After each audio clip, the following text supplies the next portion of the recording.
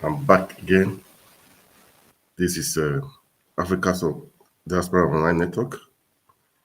Yeah, today has been a beautiful day. I was watching today the town hall meeting organized by Chinese Television, featuring His Excellency Peter Obi and his running mates, and it was an opportunity for Nigerians from different sectors to be asking different questions, And I was really impressed that this is what we need. This is what we need from all other aspirants, from Senator Bola Tinubu, His Excellency Abubakar. All of them, they should all come out and engage the people, engage us, and tell us what they want to do. They should let us know their plans. That is how it's supposed to be, not going, but traveling to going to London, to the UK, go to Chatham House and pre-arranging and arranging interviews, or going to the US, trying to see the personal assistant to the Secretary of State. No, engage the people. Engage the people. This is what we really need. Engage the people. Tell us what you want to do. Tell us what you can do. Tell us what your draft is, that we know and vote and know another person to vote for.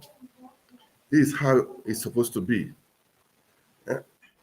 Look, I will play some clips. I will play some clips so that you can choose for yourself.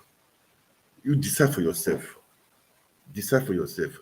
These people, they have their own plan now. They are saying, okay, this is what security. This is what we think we can do. In health sector, this is what we think we can do. In unemployment, in the national economy, in the power grid, this is what we can do. This is what is on board. This is what we are planning. What others, I don't know. I don't know. In fact, they are campaigning, go up and down. They are not saying anything they want to do. I've watched some of the campaigns. They've not said anything tangible that people can really bring out. Okay, this is what these people want to do. I have not seen nothing. I have not seen. We should all be involved. This is our country. This is our country. We have to make things right. Now is the time. If we fail now, what are we going to do? If we fail now, what are we going to do? If we fail now, so let's get it right. Let's get it right. We have to get it right. Those people, anywhere you are, you have to critically examine all the aspirants. Don't say is a Yoruba man, is a Fulani man, is Asian man, is a Edo man, is Igbo man. That is why I want to vote the person. No. Don't use that criteria. Don't use that criteria. What they've done before, who they are right now, and what they want to do. Their plans, their short-term plan, long-term plan, everything. Let's put everything together, and then we will see. And we will see. I was so impressed. At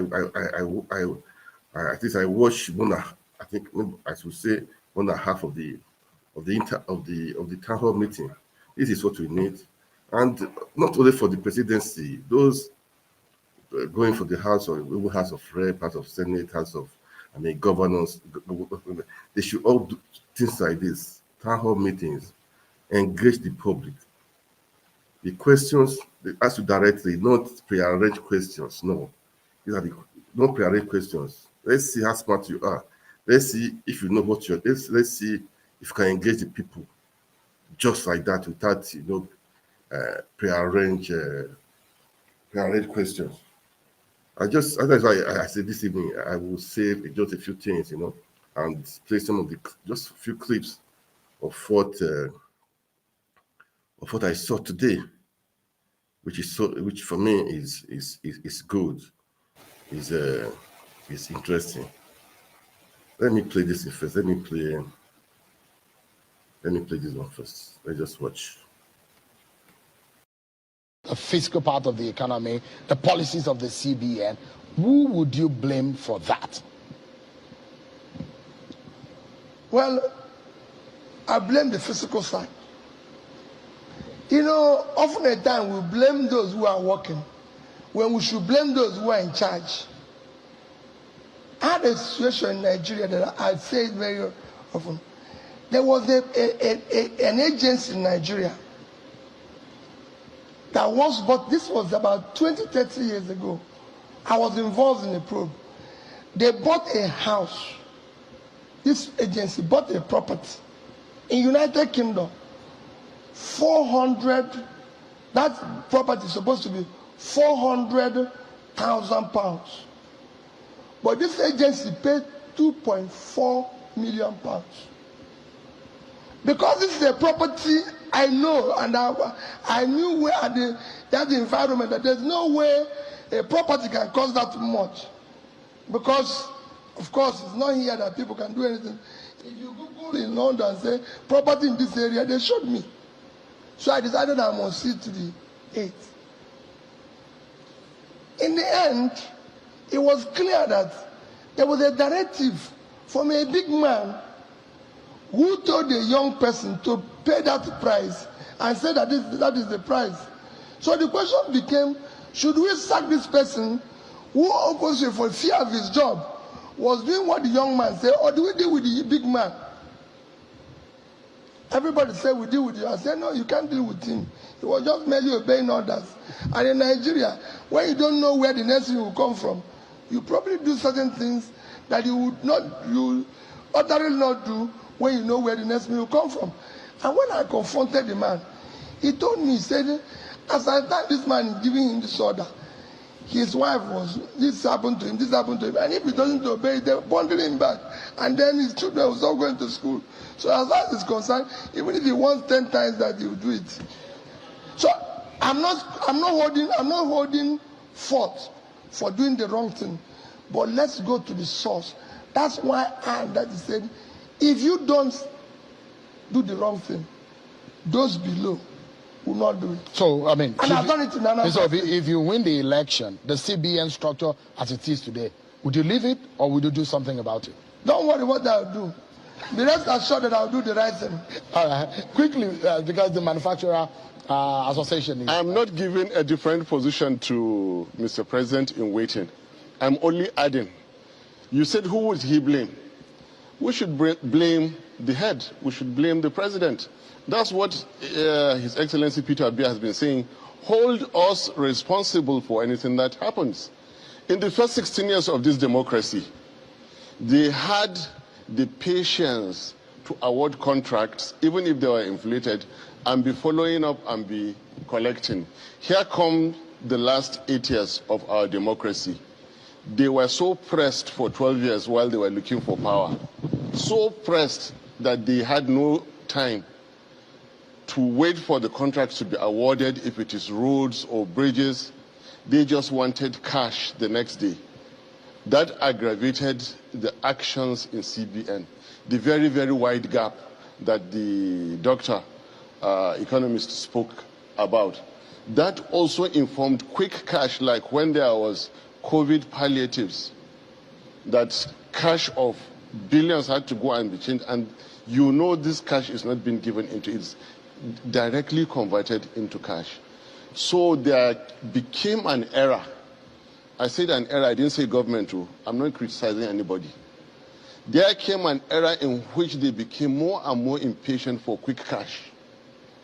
That was responsible largely for the very sharp increase. Well, you know, like I always say, we've been keeping the records. After the first wave of COVID, when government tried to soften the sit at home, go and study how the dollar jumped from 365 to 485. Find out what happened in Zone 4. Find out what happened to the BDCs all around. These things are there for anybody to verify. In summary, we have suffered the consequences of some people's burning desire to get rich quickly, and the easiest way was manipulation of exchange rate, which already Mr. President in waiting has already said they are going to be merged. No brainer No brainer. Correct. Why should people go into risks and long-term investments to make a tiny percentage of what families and friends of the powers that be will make between Wednesday and Saturday when the CBN gives out exchange rate? And these are people who came out to say that everybody who ruled in Nigeria before them was a thief. They came out to be greater. Well, questions, direct, and direct answers. Not like delegating somebody else to answer for you or to speak for you. These are things we really need. These are the things we need. We have to, as a leader, take the bull by the horn and face it squarely. You know, look at the questions so many questions they were asking there, and they were so direct questions, and they were right on the spot. Somebody asked them, they call you stingy. You are a stingy person. If as a stingy person, will you be able to do the things you are supposed to do? That person still doesn't mean that. How is he stingy? Because he's not wasting the government resources. So calling is stingy because he's not wasting government resources. Oh, come on. Let's wake up. Let's do the right thing. I plead with everyone, pick your PVC. It's high time. I thank God that in because of the interview, said the people that read this up, the youth, there are so many. There's the percentage of the youth are very many. And I believe the youth have been stirred up. They've been stirred up. This is a movement. It's a movement. No, there is no giving up. In the next 47 days, let's put in our best. Spend your time. If you cannot vote, spend your time. Make sure you bring out information. Information is important. What people hear, that is what they are likely to believe. Okay? And push your people. Go to the grassroots. Make sure everybody is involved. Everybody should be involved in this movement. So make sure bring back good governance and leadership in our country. That is what we are praying for. That's what we need. And we'll be praying for Nigeria. We'll be praying. So now it's not for us to act. It's not for us to act. The ball is in our court. As I said before, God will not come and do it for you. It's you that will do it for yourself. It's you that will make the change. It's you that will go out there, take up PVC and vote the right person. It's you. It's not God. God has given us the knowledge, the ability, the power to effect change anywhere we want to do it. So, as I said, he told Moses, what is in your hand? What is your hand? Straight if what is in your hand? Don't what is in your hand? So we say it's the road. It's the road that what is your hand that you use. So it's like that. What is in your hand is what you use. The PVC in your hand, that's what you use to change this narrative right now, this bad narrative. This bad narrative. Let's play on that video. Let's just play on that video. Let's take an economist, Dr. Paul Alaje, who is sending in this question from Lagos. Your Excellency, there is no economy without energy. Between 2016 to 2022, Nigerians are now paying more for energy. Even before Putin occupied Ukraine, the electricity significantly increased. The cost of PMS has also increased. What are you going to do to help Nigeria? President Obasanjo started intervention in power sector. Olusegun Obasanjo started intervention in power sector. President Yaradua, President Jonathan, and now President Buhari, they all have tried their bit, but power seems to be stubborn. How do you intend to overcome darkness in Nigeria and once and for all give Nigeria stable power supply?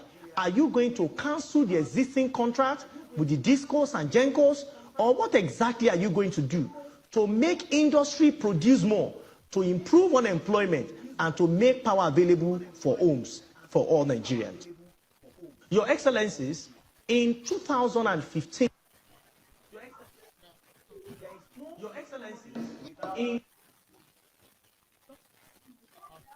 Question. Okay. This power issue is at the center of our economy. We get it right, we get a lot of things right. I'd like you to tackle the issue of power. What would you do? As you are watching, share the videos.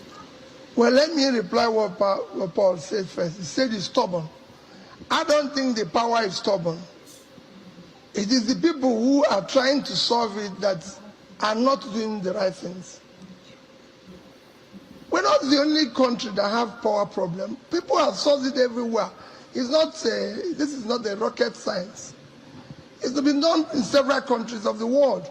So why is our own different? Yes, there have been issues where we say that the privatization of the process which was started or completed did not go well, but we're not going to revisit or cancel existing positions. No. We are going to make it work. What do we need to do in power is to unbundle first the transmission line. Because today, we're actually generating up to 10,000. But the transmission line cannot carry that. Support the DISO. We're going to support the GENCOs who are existing, unbundle the transmission line, support the DISCOs to make sure that at least whatever is produced is wheeled and distributed accordingly. That is the first thing you're going to do. And you have to do this strictly under a guideline properly supervised. Then you have to open up like South Africa has done. They have power issue like us. Even when there's 60 million and they're generating almost 40-something thousand, they declared the emergency and said if anybody can generate up to 100 megawatts without license. If somebody who is 60 million generating 40-something thousand, almost 50,000, declare the emergency, who declare war here on power and say, if you will consume everybody, you will consume us. But we must get power. You were in Egypt. What did you learn when you went there? Of course, it's a very easy thing. Egypt did the same thing. Egypt had below about 20,000. They found that if from Arab Springs, one of their studies showed that power is a critical issue. Today, Egypt is generating almost 50,000. In fact, Egypt is exporting power to Europe. If these things can be done around us, South Africa, Egypt, why not Nigeria? Practically, Mr. Obi, should you win this election in February, in practical terms, how much of power do you estimate that you'll be able to give Nigerians, say after 2 years of being in office? Go and read my manifesto, is there. Can you tell Nigerians who have not read it? It's committed. No, they need to be reading as well. No, since you have the platform, you can have when I didn't present it, they said my manifesto is all they want. Now that I've presented, you should read it. Now you have the opportunity. This is the people's town hall. It's for the people of Nigeria. I said within 4 years, first 4 years, we'll be able to distribute not less than 20,000. But I can tell you we're going to do far more than that. It's going to be war. We're not going to, like the first presidential candidate have said, two of us are coming from a different, this is going to be a generational change. We are going to show Nigerians what they've never seen before. Wow. I like that. You have something to say about the issue of power, because I'm going to bring another interesting issue from the second question from Paul Alaje. Nigerians should not be afraid to spend if you're spending correctly and you're going to get value. And this is a national attitudinal revolution. Wow, I love that. You know, it says a war. This is a war. And you to get ready. This is a war. When we say war, it's not with gun. No, not with gun. It's your right. It's PVC. You can see what the evil said. This power of a thing. The truth is that during the Obasanjo regime, they spent billions of dollars. They've been spending billions of dollars, and it's just they are wasting money. And I have a friend. He told me he was in Nigeria. He told me that I saw him some years ago anyway, that he made money in Nigeria. I said, he said he made money. He said right now he's retired. That he made a lot of money in Nigeria. Right now he's retired. because of that power, because he was involved in the power sector. He said he said he made money. He said he made money. He just told me, he said he's retired. I was just looking at him. Well, that is it. We Nigerians, we allow people to come in there, make the money, and go away free. He told me before they even contract was not even executed, monies were being paid to him. Too bad. That's Nigeria we live in. Just too bad. But it's high time we wake up. The cops will be a stingy man. Good. Let it come there and rectify the system. Rectify the old order. Let's change the narrative. That is what we are saying, and that is what we're going to do. But by the grace of God, take your PVC, get your PVC, and let's make things happen. Let's change it. Let's change it. We can do it, and surely we can really do it. We can do it. I will play 2 more videos before I go because I just have to. I want people to be aware of what is going on, so that they will know what to do. They will know what to do, because it's so important that we just have to wake up. We really have to wake up. We just have to wake up. It's really important, and you guys want to do it. I want you guys, don't just share this alone. Share it out.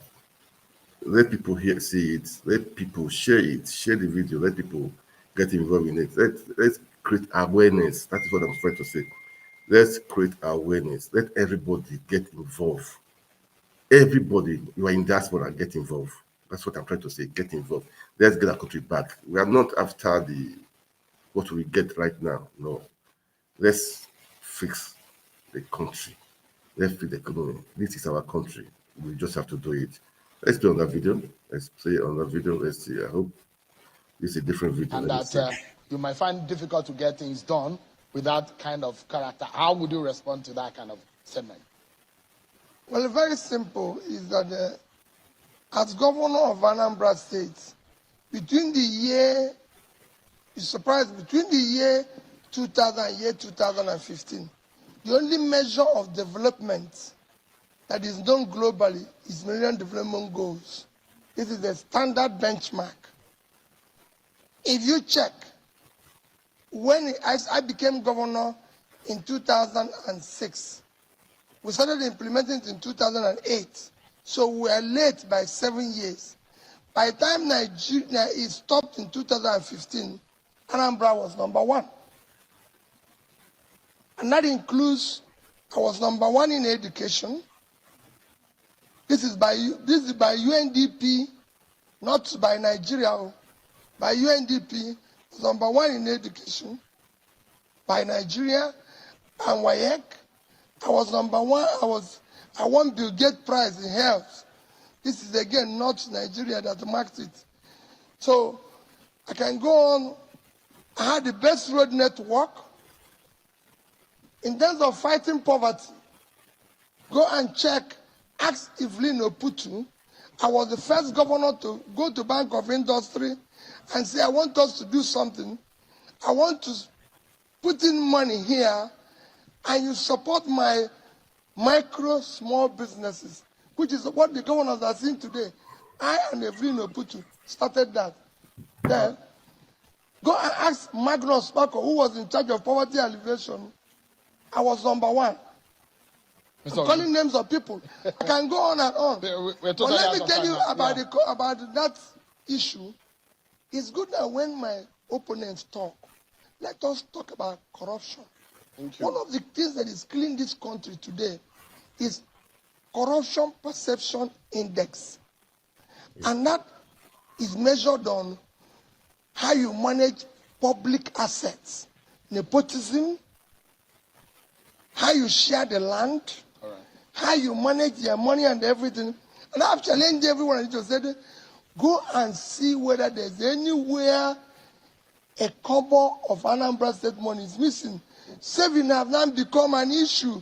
When people have stolen all the money and impoverished the country, and you're now questioning a man who's left the money without anybody telling me to leave it and go. Mr. Obi, we'll take that as your closing moment because we're totally out of time. But on behalf of China Salvation Partners, the Situation Room, these are charter of demands, one for you. And Wow. We've heard from Prophet Obi. It's the out of the lot, for me, he is the best candidate. Out of the lot, for me, he is the best candidate.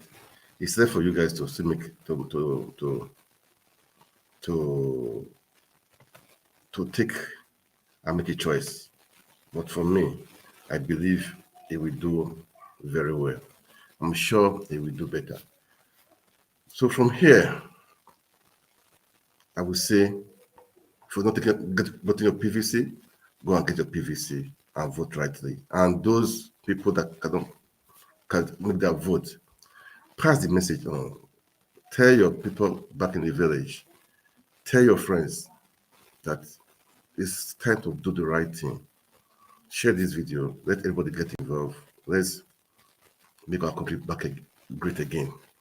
Let me see if I still have another video. I play it. Then, if it's the same video, I remove it. Let me see. let's take an economist, Dr. Paul Alaje, who is sending in this question from Lagos. Your Excellency, there is no economy without energy. Between 2016 to 2022, Nigerians are now paying more for energy. Even before Putin occupied Ukraine. Yes, I think I played it before. Let me see. Electricity significantly increased. The cost of PMS has also increased. What are you going to do to help Nigeria? Started intervention in power sector. Yeah, I played that before. All right, I call it a day. Hopefully tomorrow I'll be back for some little update. But share this, follow the page. I said before the rating for this network, for this network, between now and the next 47 days, I'll be coming up to say one or two things because we need to make a change. God bless Nigeria. God bless everyone. And with that, I will say, just a minute. I will say,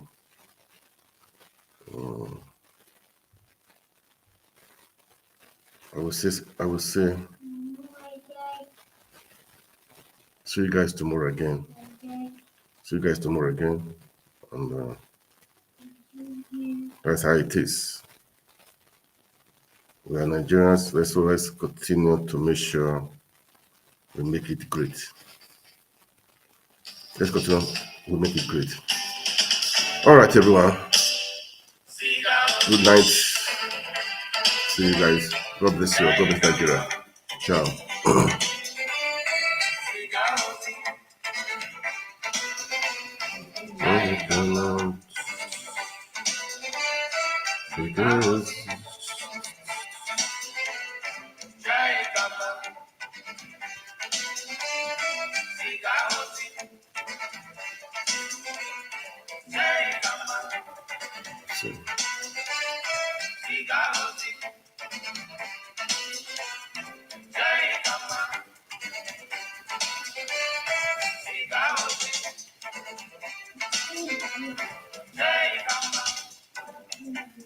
Africa is now our mother.